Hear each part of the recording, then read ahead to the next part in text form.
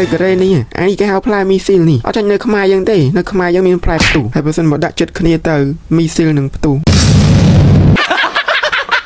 ហើយបន្ទាប់ពីដើមម្ដងនឹងឃើញសិតតែផ្លែទុំពេញដើមបងប្អូននេះឃើញតំណងពេកបងប្អូនដាក់មួយម៉ាត់សិនមើលចាំមើលរសជាតិវាមិនដែរចត់បងប្អូនអើយ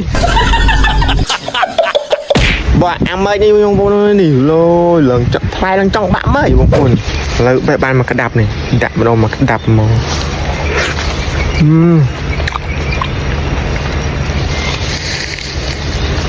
អាតុំញោគ្រាន់បងប្អូនក្លែងមកមើលអានេះវិញប៉មព្រៃបងប្អូនអានឹងជូអែម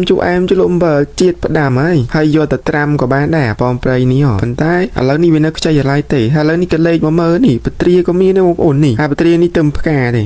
ប៉ុន្តែបត្រានេះហូបអត់សូវឆ្ងាញ់ទេបានតែយកទៅធ្វើស៊ុបបងប្អូនហើយចំណែកនៅកូរ៉េនេះអានេះគេហៅផ្លែមីស៊ីលនេះអត់ចាញ់នៅខ្មែរយើងទេនៅខ្មែរយើងមានផ្លែផ្ទុះហើយបើសិនមកដាក់ចិត្តគ្នាទៅមីស៊ីលនឹងផ្ទុះ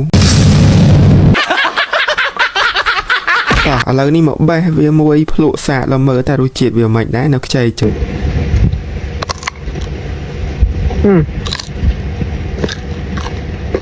ស៊ុយស្រាប់ចាប់បានបង7ម៉ោងបងនេះក្របវានៅខ្ចីអានេះនៅខ្ចីកន្លែង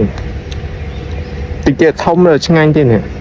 ហើយចំណែកដីនៅកូរ៉េនេះបងប្អូនគឺអត់តនេទេតែមានដីកន្លែងណាគឺគេដាំបន្លែពេញតែម្ដងហើយមានចម្រុះគឺយាយតាកូរ៉េហ្នឹងគឺថាដាំពេញទៅនឹងឯងអត់ឲ្យតនេទេមានដូចជាស្ពៃមានដូចជាម្ទេសមានដូចជាស្លឹកខ្ទឹមឬក៏បន្លែអីផ្សេងជាច្រើនដាំទឹកហូបហើយបងខ្លះទៅមានពេលយកទៅលក់នៅផ្សារអញ្ចឹងបងប្អូនអត់តនេទេតាយាយកូរ៉េហើយបើថាគាត់បេះអត់អស់ហ្នឹងចាំការយើងជួយបេះគាត់ខ្លះទៅ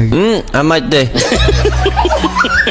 បើក្បាលមកហ្នឹងគឺឃើញញ៉ាំទៀតហើយប្រអែមមកមុខនេះគឺពិសេសខ្លាំងមែនតើព្រោះថាមិនងាយបានញ៉ាំទេគ្រាន់តែពេលធ្វើហ្នឹងចង់មកតែនោះដោយសារតែនៅប្រទេសកូរ៉េនេះគ្រឿងផ្សំប្រវៀនហ្នឹងយើងត្រូវកំងមកខ្លះនៅតាមម៉ាត់កូរ៉េនេះជួនកាលអត់មានទេបងប្អូនដូចខ្ទិះដូងអីគឺពិបាករកទិញខ្លាំងមែនតើនៅតាមម៉ាត់កូរ៉េភាគច្រើនគឺមានតែរបស់ចោលហើយម្យ៉ាងវិញទៀតនោះគឺយើងធ្វើការរងថ្ងៃអញ្ចឹងទៅរវល់អញ្ចឹងមានតែពេលចុងសប្តាហ៍ទេដែលអាចធ្វើអីញ៉ាំខ្លួនឯងបានហើយកុំគិតថាមានលុយអាចទិញញ៉ាំបានព្រោះថាអត់មានអ្នកលក់ទេនៅនេះបងប្អូនជាពិសេសហ្នឹងគឺសង្ចាបាយបិណ្ឌដូចតែខ្ញុំធ្វើនេះតែម្ដងអញ្ចឹងហើយអ្នកដែលចង់មកប្រទេសកូរ៉េហ្នឹងគួរតែរៀនធ្វើបង្អែមឬក៏ម្ហូបឲ្យបានច្រើនបើសិនបើយើងអត់ចេះញ៉ាំម្ហូបកូរ៉េឬក៏បង្អែមកូរ៉េទេគឺយើងអាចធ្វើញ៉ាំខ្លួនឯងបានកាលពីមុនចង់លេងទឹកភ្លៀងតែងតែទៅត្រង់ទឹកដាក់ពីងហើយម៉ាក់ខ្ញុំគាត់តែងតែសរសើរថាចេះជួយត្រង់ទឹកអីចឹងទៅប៉ុន្តែគាត់អត់ដឹងថាតាមពិតទៅគឺខ្ញុំចង់ទៅលេងទឹកភ្លៀងទេចឹងហើយពេលមកនៅឆ្ងាយពីផ្ទះអញ្ចឹងឲ្យតែពេលមេឃភ្លៀងមេឃសតុំគឺតែងតែនឹកផ្ទះខ្លាំងមែនតើជាពិសេសគឺនឹកគាត់តែម្ដងចឹងមិនថាកាលពីតូចគឺចង់ឆាប់ធំមែនតើដើម្បីឆាប់បានរកលុយទិញរបស់ញ៉ាំឬក៏ទិញរបស់ដែលយើងចង់បានអីចឹងទៅតែដល់តែពេលយើងធំមានលទ្ធភាពអាចរកលុយបានទើបដឹងថាសុកនៅពីតូចដែលមានភាពកក់ក្ដៅ